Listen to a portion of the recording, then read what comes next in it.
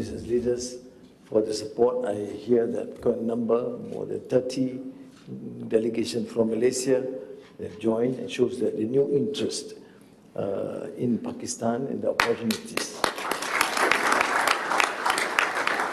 You see, what you need is the opportunities and the leadership that support this.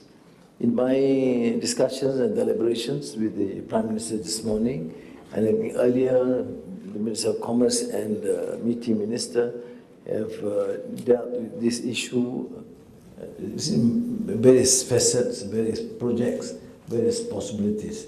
The wide range, as you know, there are areas that Pakistan have excelled.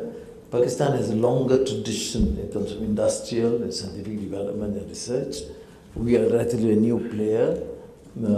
They excel much of the traditional sciences, research. I was at the NAST just now, National University of Science and Technology, very impressive and quite advanced their research. And then we have gone through, for example, setting up the ecosystem for the semiconductor, for example, and we have therefore been considered as a hub for semiconductor in the region. And so there are areas that we could. I'm not dealing with some details because I'm allowing, as according to the Minister, for you to ask some specific questions or also give direction. But what is important is, in any investment portfolio, the policy, there's clarity of policies, and there's commitment with leadership. If there are problems, the commitment is to try and resolve it, and the commitment is at the highest level of governance. That is why I'm quite excited to be here, other than other issues of diplomacy and cultural and philosophical underpinnings from Iqbal to Jinnah. I am delighted because there is clear commitment by us, and here the Prime Minister himself saying that, look, we want to focus on this bilateral trade investments and see what we can export, and we say yes, we respond immediately. Rice, yes. Beef, yes. And then more flights, yes. To encourage tourism, yes. And then what we ask, collaborative in research and education in semiconductor, for example, that we have an edge, and some fields of scientific and particularly digital, that we may have something to offer. So I think that's my short introduction to allow you to then reflect on it. But it's important. In Karachi, from next month, we have opened up the Matrade office, which means it's a clear signal that Malaysia is serious of doing business. Otherwise, we don't spend money. You know, I happen to be Minister of Finance, and the last thing we want to do is to open new offices. But because of the critical need to us to enhance trade and investments with these two great friendly countries, we have decided to do that. And I hope the business community give a chance, look at it seriously, and we will facilitate in whatever way necessary and even accelerate the process. Thank you very much. Shukriya.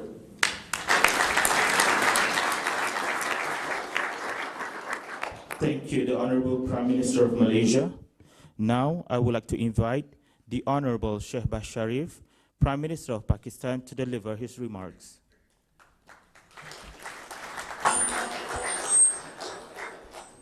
Bismillah ar-Rahman ar-Rahim.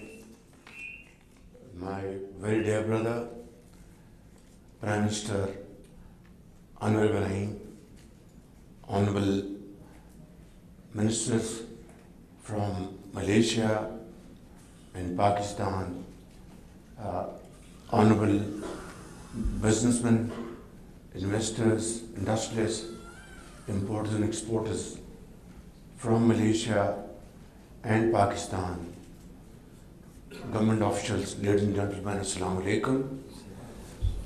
It has been a very busy yet extremely productive day today, where we discussed between ourselves all important, relevant issues which relate between the two countries, And I have to say, with a sense of great satisfaction and happiness that we were able to conclude our discussions on a very positive note.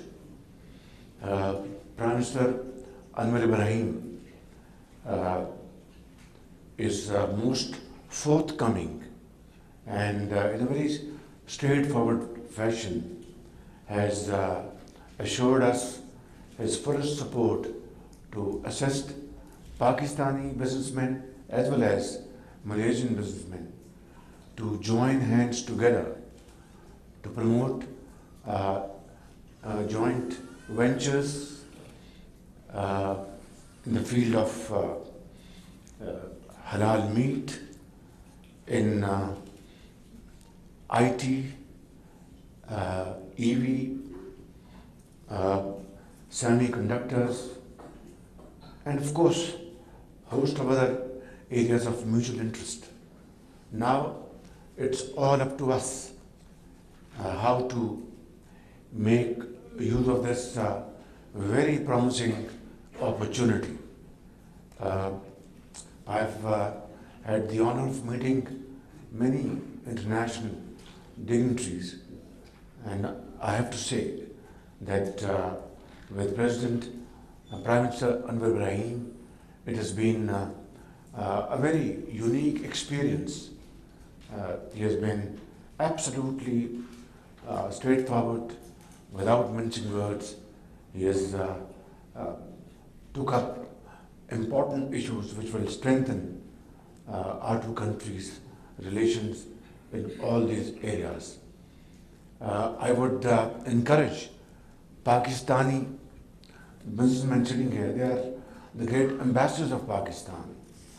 You are doing a fantastic job, not only promoting our investment portfolios between the two countries, trade and commerce, but you are generating a lot of goodwill between the two peoples. You are generating a lot of confidence, a lot of trust between the two countries.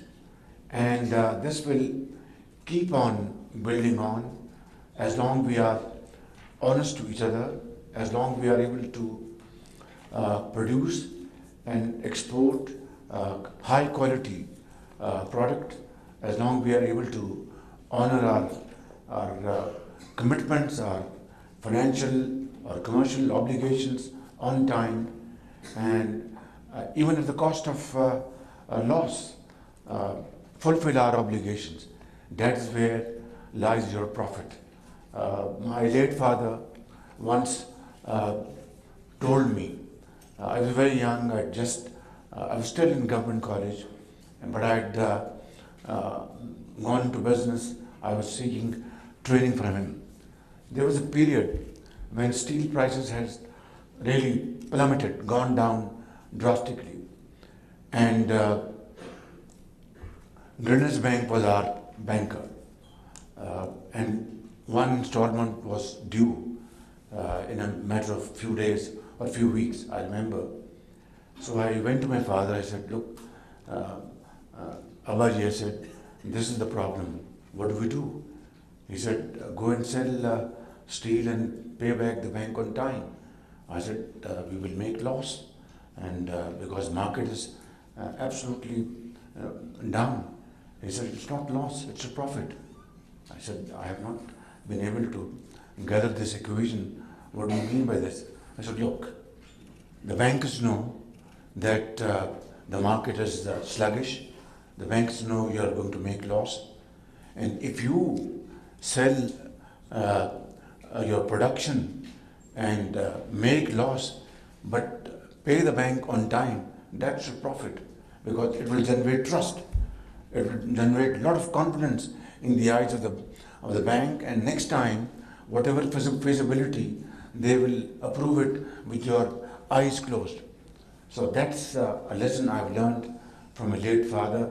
So what I'm saying is, today we had very useful and productive sessions, and those who are exporting rice, I have requested my very dear brother Prime Minister, if there is any anomaly between the import duty regime from Pakistan, export from Pakistan, other countries, that should be reconciled, and he has been extremely generous and said that that will be done.